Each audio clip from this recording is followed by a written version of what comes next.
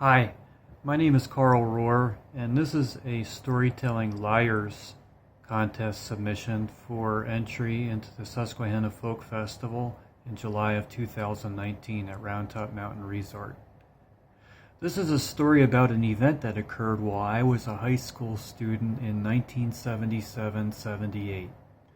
I am submitting this story as an entry for the Storytelling Liars contest as part of the Susquehanna Folk Festival in 2019. The event was district band tryouts for my high school.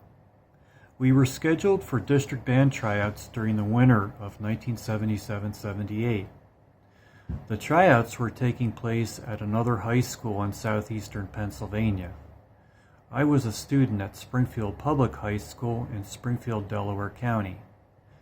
A senior, pretty good in music. Encouraged to try out for district band by my musical teachers and my fellow musical friends.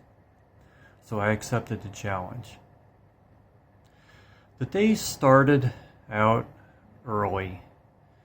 We were driving to Owen J. Roberts High School for our tryouts. I had several friends with me in the car as I drove my dad's Ford station wagon.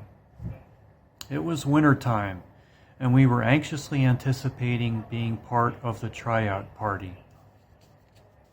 Tryouts were a big deal in our school as we had a really good music program.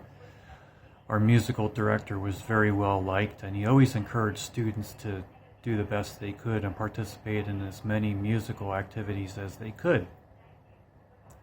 My tryout was scheduled shortly after we arrived that morning at the school.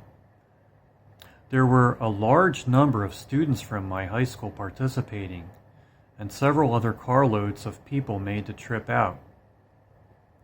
My tryout turned out ending up pretty well, and I was waiting for others to finish and see our results when someone came up to me.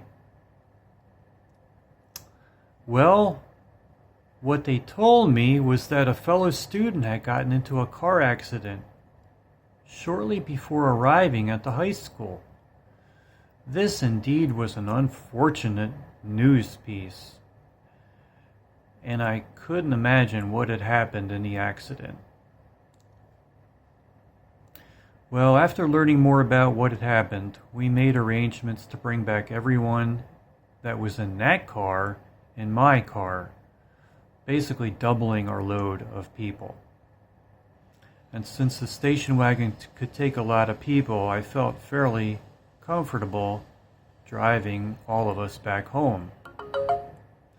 We also had to take back the case of beer that was stowed in the trunk of the car that had gotten into the accident.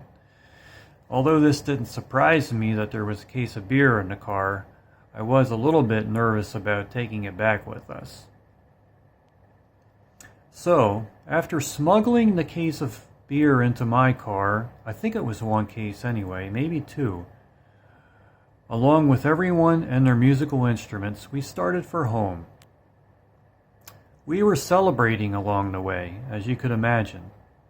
Several of my passengers were drinking beer and raising a ruckus as I drove, and other embellishments were also broken out of their hiding places. I was not the only one watching, though, as I was driving. As we got on the highway, a state police cruiser was sitting along the highway, too. He was keeping an eye on me as I turned up the speed coming down the on-ramp. It was not difficult to turn up the speed in that car because it was a very large engine in that station wagon. Shortly after we reached the highway, I could see the lights on the cruiser go on. Oh no, I thought. Here we go. It didn't take long for the state policeman to catch up with me, even though I was driving over the speed limit. Before we pulled over, though, somewhat of a panic had ensued in the car. "What do we do with the beer?" someone shouted. "I think we should ditch it right out the door," someone else yelled. No,